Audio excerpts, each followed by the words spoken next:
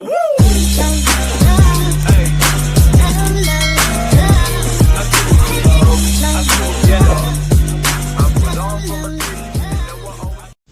Hello welcome back to my channel. ಎಲ್ಲರೂ ಹೇಗಿದ್ದೀರಾ? ಎಲ್ಲರೂ ಚೆನ್ನಾಗಿದ್ದೀರಾ ಅಂತ ಭಾವಿಸ್ತೀನಿ. ಸೊ ಇವತ್ತಿನ ವಿಡಿಯೋ ಏನು ಅಂತ ಅಂದರೆ, ಇವತ್ತು ನಮ್ಮ ಅಣ್ಣನ ಮಗು ಬರ್ಡೇ ಇದೆ, ಫಸ್ಟ್ ಇಯರ್ ಬರ್ಡೇ. ಸೊ ಹೋಗೋಣ ಅಂತ ಎಲ್ಲರೂ ರೆಡಿ ಆಗ್ತಾಯಿದ್ದೀವಿ. ಸೊ ಈಗಾಗಲೇ ಟೈಮ್ 5 o'clock ಆಗಿದೆ. ಅಲ್ಲಿ ಹೋಗಿ ರೀಚ್ ಆಗೋಷ್ಟರಲ್ಲಿ 2 hours, ತುಮಕೂರಿಂದ ಶಿರಾ ಹತ್ರ ಹೋಗಬೇಕು. ಸೊ 2 hours ಬೇಕು. ಹೋಗ್ತಾಯಿದ್ದೀವಿ. ನಾಳೆನೂ ಇನ್ನೊಂದು ಕಡೆ ಹೋಗೋದಿದೆ. ಆ ಪ್ಲ್ಯಾನ್ ಏನಾಗುತ್ತೆ ಅಂತ ಗೊತ್ತಿಲ್ಲ. ಸೊ ಬನ್ನಿ ಹೊರಡೋಣ. Okay, ಹೊರಟಿದ್ದೀವಿ. On the way IKEA ಹತ್ರ ಇದ್ದೀವಿ.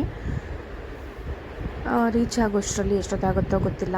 ಆನ್ ದಿ ವೇ ಹೋಗುವಾಗ ಮಳೆ ಕೂಡ ಚೆನ್ನಾಗಿ ಬರ್ತಾಯಿತ್ತು. ಬೆಂಗಳೂರಲ್ಲಿ ಅವತ್ತೇ ಮಳೆ. ಎಷ್ಟು ಹೊಟ್ಟೆ ಕಿಚ್ಚು ನೋಡಿ ನಮ್ಮ ಮಳೆಗೂ ಕೂಡ. ನಾನು ಊರಿಗೆ ಹೋಗ್ತಾಯಿದ್ದೀನಿ ಅಪರೂಪಕ್ಕೆ ಅಂದರೆ ಅದಕ್ಕೂ ಕೂಡ ಹೊಟ್ಟೆ ಅವ್ರಿಗೆ ಬಂದುಬಿಟ್ಟಿದೆ. ಪೆಟ್ರೋಲ್ ಖಾಲಿ ಆಗಿತ್ತು, ಪೆಟ್ರೋಲ್ ಹಾಕ್ಸ್ಕೊಳ್ಳೋಣ ಅಂತ ನನ್ನ ಹಸ್ಬೆಂಡ್ ಪೆಟ್ರೋಲ್ ಹಾಕ್ಸ್ಕೊಳ್ಳೋಕ್ಕೆ ನಿಲ್ಲಿಸಿದ್ರು.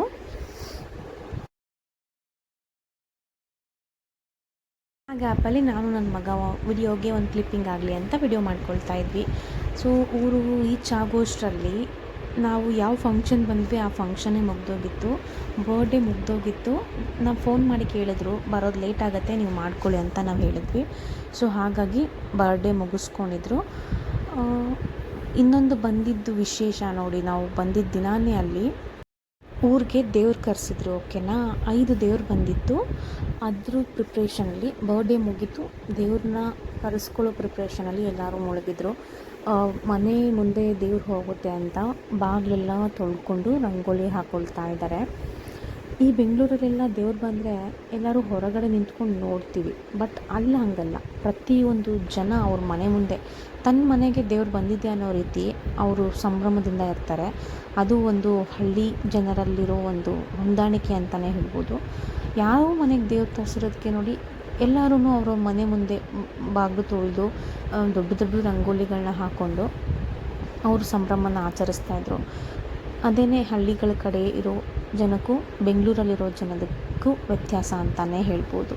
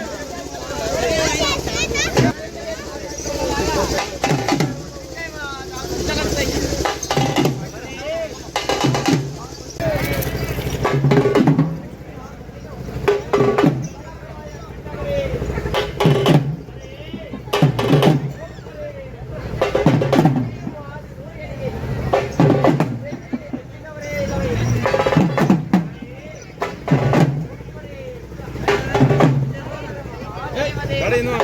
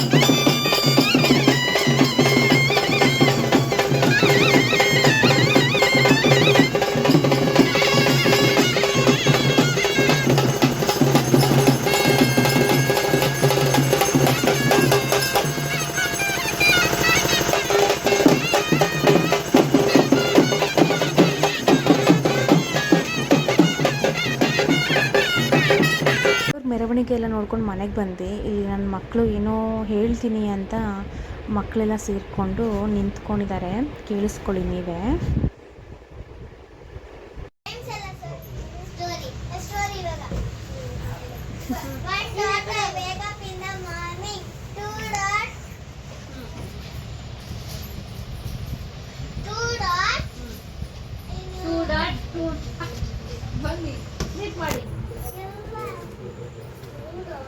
ಏ ಯೋಕ್ಷಿತ್ ನೀನ್ ಹೇಳೋಗೋ ಒಂದ ಅನ್ವಾ ಹೇಳೋಗು ಹೋಗಿ ಹೇಳೋಗು. ವೇಟ್ ವೇಟ್ ವಿಸ್ಮಯ ವೇಟ್.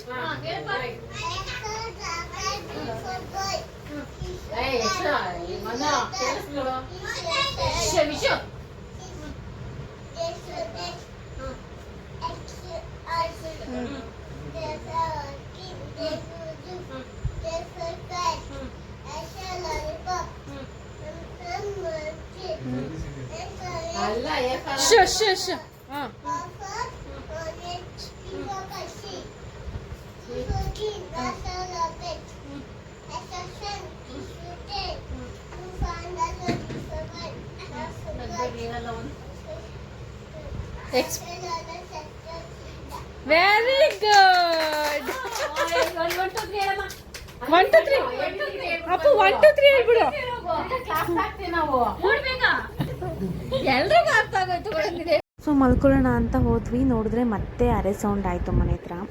ಏನೋ ದೇವ್ರು ಮತ್ತೆ ಬಂದಿದೆ, ಅದೇ ಮೆರವಣಿಗೆ ಎಲ್ಲ ಮುಗಿಸ್ಕೊಂಡು ಬಂದಿದೆ, ನೋಡೋಣ ಅಂತ ಮತ್ತೆ ಹೊರಗಡೆ ಎದ್ದು ಹೋದ್ವಿ. ಮನೆ ಹತ್ರ ದೇವ್ರನ್ನ ಕರ್ಕೊಂಡು ಬಂದಿದ್ರು, ಅದನ್ನು ನೋಡ್ಕೊಂಡು ನಿಂತ್ಕೊಂಡಿದ್ವಿ.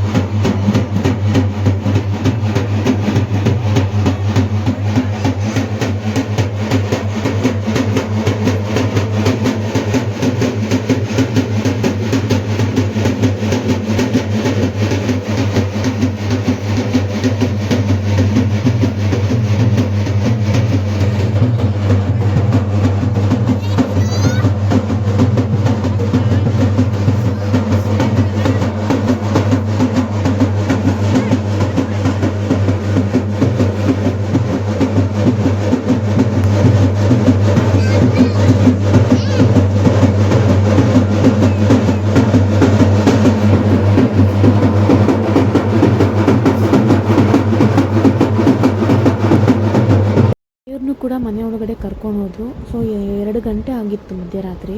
ಮಕ್ಕಳು ಕೂಡ ಇನ್ನೂ ಮಲ್ಕೊಂಡಿರಲಿಲ್ಲ. ಸೊ ಮಕ್ಕಳನ್ನು ಮಲಗಿಸ್ಕೊಂಡು ನಾವು ಮಲ್ಕೊಳ್ಳೋಣ ಅಂತ ನಾವು ಮನೆಗೆ ಬಂದು ಮಲ್ಕೊಂಡ್ವಿ.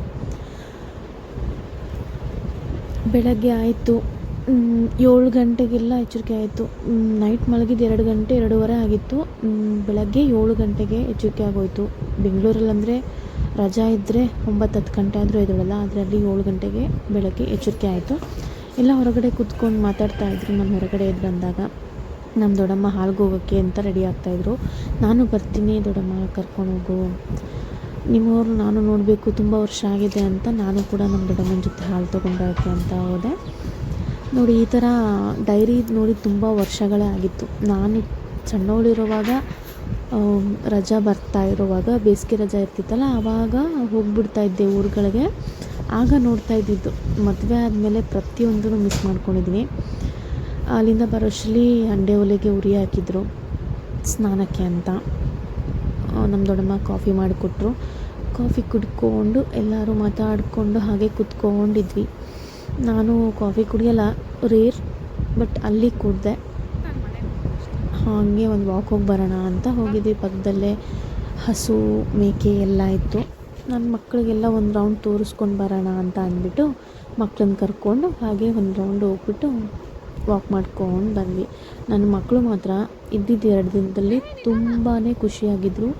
ಫೋನ್ ಅನ್ನೋದು ಮುಟ್ಟಲಿಲ್ಲ ಮಕ್ಕಳು. ಅದೊಂದು ತುಂಬ ಖುಷಿಯಾಯಿತು. ಆರಾಮಾಗಿ ಓಡಾಡ್ಕೊಂಡು ಆಟ ಆಡ್ಕೊಂಡು ಚೆನ್ನಾಗಿದ್ದರು.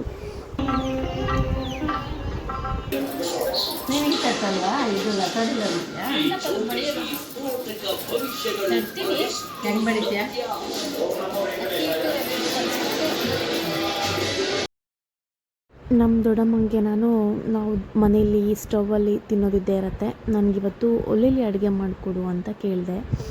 ಸರಿ ಆಯಿತು ಮಾಡ್ತೀನಿ ಅಂತ ಅಂದರು. ಬ್ರೇಕ್ಫಾಸ್ಟ್ಗೆ ಚಿಕನ್ ರೆಡಿ ಮಾಡಿಬಿಟ್ಟಿದ್ರು. ಯಾಕಂದರೆ ನಾವು ಬೆಳಗ್ಗೆನೇ ಹೊರಡ್ತೀವಿ ಅಂತ ಹೇಳಿದ್ವಿ. ಹಾಗಾಗಿ ಬೆಳಗ್ಗೆನೇ ಟಿಫನ್ಗೆ ಚಿಕನ್ನು, ಕಬಾಬು, ರೊಟ್ಟಿ, ಚಪಾತಿ, ಮುದ್ದೆ ಎಲ್ಲ ರೆಡಿಯಾಗಿತ್ತು. ನೋಡಿ, ನಾನು ಕೇಳಿದೆ ಅಂತ ನಮ್ಮ ದೊಡ್ಡಮ್ಮ ಎಲ್ಲ ಅಲ್ಲಿ ಒಲೆ ಯೂಸ್ ಮಾಡಲ್ಲ, ಅಪರೂಪಕ್ಕೆ ಯೂಸ್ ಮಾಡ್ತಾರೆ. ನಾನು ಕೇಳಿದೆ ಅಂತ ನಮ್ಮ ದೊಡ್ಡಮ್ಮ ಒಲೆ ಎಲ್ಲ ನೀಟಾಗಿ ಒರೆಸ್ಕೊಂಡು ಅದಕ್ಕೆ ಅರಿಶಿನ ಕುಂಕುಮ ಹೂವೆಲ್ಲ ಇಟ್ಕೊಂಡು, ಎಷ್ಟು ಪದ್ಧತಿನ ಹಳ್ಳಿಯವರು ಮಾತ್ರ ಅವ್ರ ಪದ್ಧತಿನ ಫಾಲೋ ಮಾಡೋ ಥರ ಬೆಂಗಳೂರಲ್ಲಿ ನಾವು ಯಾರೂ ಫಾಲೋ ಮಾಡಲ್ಲ.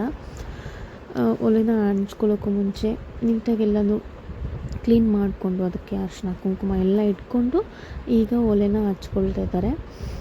ಅವರು ತುಂಬ ರೇರು ಒಲೆಯಲ್ಲಿ ಇವಾಗ ಉಪಯೋಗಿಸೋದು. ಸ್ಟವ್ ಬಂದಿರೋದ್ರಿಂದ ಎಲ್ಲರೂ ಮನೇಲಿ ಅಲ್ಲೂ ಕೂಡ ಕೆಲ್ಸಕ್ಕೆ ಹೋಗೋದ್ರಿಂದ ಒಲೆಯಲ್ಲಿ ಮಾಡ್ಕೊಂಡು ಕೂತ್ಕೊಳ್ಳೋಕ್ಕೆ ಯಾರಿಗೂ ಈಗ ಆಗೋದಿಲ್ಲ.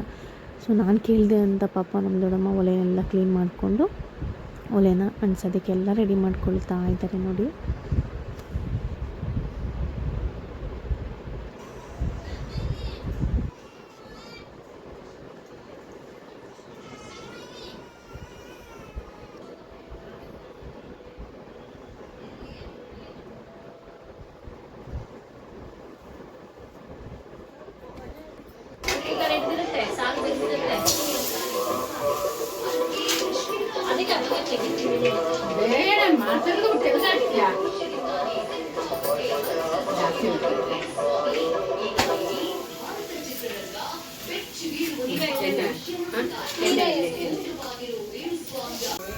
ನೀನು ಈ ಕಡೆ ಬಾ, ನಾನು ಮಾಡ್ತೀನಿ ಅಂತ ನಮ್ಮ ದೊಡ್ಡಮ್ಮಂಗೆ ಹೇಳಿದೆ. ಸರಿ ಬಾ ಮಾಡು ಅಂತ ಬಿಟ್ಟಿದ್ದಾರೆ ನನ್ನನ್ನು.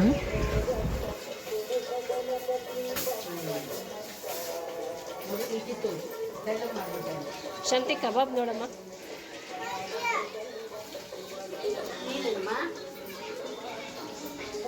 ವಿಶು, ವಿಸ್ಮಯ,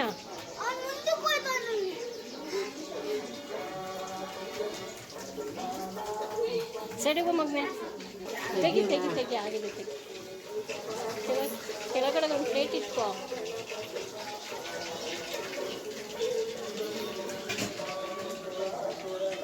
ಹೋಗಮ್ಮ, ರೆಡಿಯಾಗು, ಬೇಗ ಬೇಗ.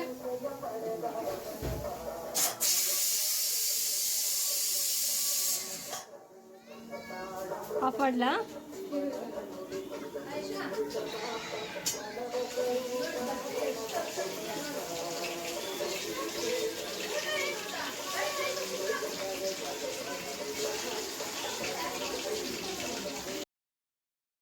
ಇಂತೂ ಒಲೆ ಮುಂದೆ ಕುತ್ಕೊಂಡು ರೊಟ್ಟಿ ಮಾಡಿದೆ. ಹೇಗೋ ಬಂತು, ನಾಟ್ ಬ್ಯಾಡ್, ಚೆನ್ನಾಗಿ ಮಾಡಿದೆ.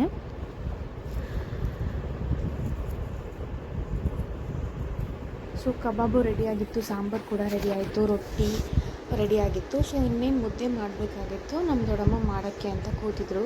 ನಮ್ಮಪ್ಪ ಮತ್ತು ಅಲ್ಲಿ ಇನ್ನೊಬ್ಬರು ಅಜ್ಜಿ ಇದ್ದರು, ಅವರು ರೊಟ್ಟಿ ಎಲ್ಲ ತಿನ್ನಲ್ಲ. ಸೊ ಅವ್ರಿಗೊಂದು ಸಲ ಮುದ್ದೆ ಮಾಡಿಬಿಡೋಣ ಅಂತ ನಮ್ಮ ದೊಡ್ಡಮ್ಮ ಮುದ್ದೆ ಮಾಡ್ತಾಯಿದ್ರು.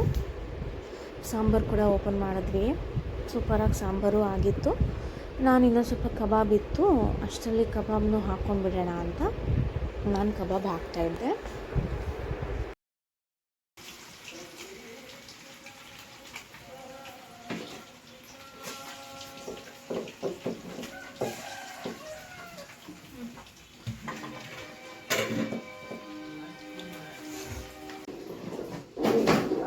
ನೋಡಿದ್ರಲ್ಲ ಫ್ರೆಂಡ್ಸ್, ಇದು ತುಮಕೂರಲ್ಲಿ ನಮ್ಮ ದೊಡ್ಡಮ್ಮನ ಮನೇಲಿ ಇಷ್ಟೊತ್ತು ಫಂಕ್ಷನ್ಸ್ ಎಲ್ಲ ಮುಗಿಸ್ಕೊಂಡ್ವಿ. ಈಗ ಇನ್ನೊಂದು ಊರಿಗೆ ಕುಣಿಗಲ್ಗೆ ಹೋಗ್ತಾ ಇದ್ದೀವಿ. ಹೇಳಬೇಕಂದ್ರೆ ನಾನು 5 ವರ್ಷ ಆಗಿತ್ತು ಬಸ್ಸಲ್ಲಿ ಟ್ರಾವೆಲ್ ಮಾಡೋದು ಬಿಟ್ಟು. 5 ವರ್ಷ ಆದಮೇಲೆ ಮತ್ತೆ ನಾನು ಬಸ್ಸಲ್ಲಿ ಹೋಗ್ತಾಯಿದ್ದೀನಿ. ನನ್ನ ಮಕ್ಕಳಿಗೆ ಇದು ಫಸ್ಟ್ ಟೈಮು ಬಸ್ಸಲ್ಲಿ ನಾನು ಟ್ರಾವೆಲ್ ಮಾಡಿಸ್ತಾ ಇರೋದು. ತುಂಬ ಖುಷಿ ಪಡ್ತಾರೆ, ಅವ್ರಿಗೆಲ್ಲ ಇಷ್ಟ. ಬಟ್ ನಾವೇ ಬಸ್ಸಲ್ಲೆಲ್ಲ ಕರ್ಕೊಂಡು ಹೋಗಿಲ್ಲ ಅವ್ರನ್ನ ಇದುವರೆಗೂ. ಸೊ ನನಗೂ ಒಂಥರ ಹೊಸ ಎಕ್ಸ್ಪೀರಿಯೆನ್ಸ್ ಅಂತಲೇ ಹೇಳ್ಬೋದು. ಸೊ ಬನ್ನಿ ನೋಡೋಣ. ಓಕೆ, ನಾವು ಬರ್ತಾ ಅಲ್ಲಿ ಹಂಗೆ ಆನ್ ದ ವೇ ನಮಗೆ ಮಾವಿನ ಮರ ಇತ್ತು. ಹಾಗೆ ಅಲ್ಲೆಲ್ಲ ಕೈಗೆ ಸಿಕ್ಕೋ ಹಂಗೆ ಹಣ್ಣು ಬಿಟ್ಟಿತ್ತು, ಹಣ್ಣಲ್ಲ ಕಾಯಿ ಬಿಟ್ಟಿತ್ತು. ಹಾಗೆ ನಮ್ಮಪ್ಪ ಕಿತ್ಕೊಳ್ತಾಯಿದ್ರು. ಬಸ್ ಬರೋಕ್ಕೆ ಟೈಮ್ ಆಯಿತು, ಬೇಗ ಬಾ ಅಂತ ನಾವು ಕರಿತಾ ಇದ್ವಿ. ಕೈಗೆ ಸಿಕ್ಕಿದಷ್ಟು ಮಾತ್ರ ಕಿತ್ಕೊಂಡು ನಮ್ಮಪ್ಪ ಬಂದರು. ಇನ್ನು ಇದ್ರ ಕಂಟಿನ್ಯೂಟಿ ವಿಡಿಯೋನ ನಾನು ನೆಕ್ಸ್ಟ್ ವಿಡಿಯೋದಲ್ಲಿ ಅಪ್ಲೋಡ್ ಮಾಡ್ತೀನಿ, ಯಾಕಂದರೆ ಇದಾಗಲೇ 30 ಮಿನಿಟ್ಸ್ ವಿಡಿಯೋ ಆಗೋಗಿದೆ. ಸೊ ಇದ್ರ ನೆಕ್ಸ್ಟ್ ಕಂಟಿನ್ಯೂಟಿ ವಿಡಿಯೋನ ನಾನು ಪಾರ್ಟ್ 2 ಹಾಕ್ತೀನಿ. ದಯವಿಟ್ಟು ನನ್ನ ವಿಡಿಯೋನ ನೋಡಿ, ಇಷ್ಟ ಆದರೆ ಒಂದು ಲೈಕ್ ಮಾಡೋದನ್ನ ಮರಿಬೇಡಿ. ಪಾರ್ಟ್ 2 ವಿಡಿಯೋನ ಕೂಡ ಮಿಸ್ ಮಾಡ್ದಂಗೆ ನೋಡಿ ಅಂತ ಹೇಳ್ತಾ ಈ ವಿಡಿಯೋನ ಇಲ್ಲೇ ಎಂಡ್ ಮಾಡ್ತಾಯಿದ್ದೀನಿ. ನನ್ನ ವಿಡಿಯೋ ನೋಡೋಕ್ಕೂ ಮುಂಚೆ ನನ್ನ ಚಾನಲ್ ಸಬ್ಸ್ಕ್ರೈಬ್ ಮಾಡಿಕೊಂಡು ನನ್ನ ವಿಡಿಯೋಸ್ನ ನೋಡಿ ಅಂತ ಕೇಳ್ಕೊಳ್ತಾ ಇವತ್ತಿನ ಈ ವಿಡಿಯೋನ ಇಲ್ಲಿಗೆ ಎಂಡ್ ಮಾಡ್ತಿದ್ದೀನಿ. ಪಾರ್ಟ್ 2 ನೆಕ್ಸ್ಟ್ ವಿಡಿಯೋದಲ್ಲಿ ಅಪ್ಲೋಡ್ ಮಾಡ್ತೀನಿ, ನೋಡ್ಕೊಳ್ಳಿ. Thank you so much.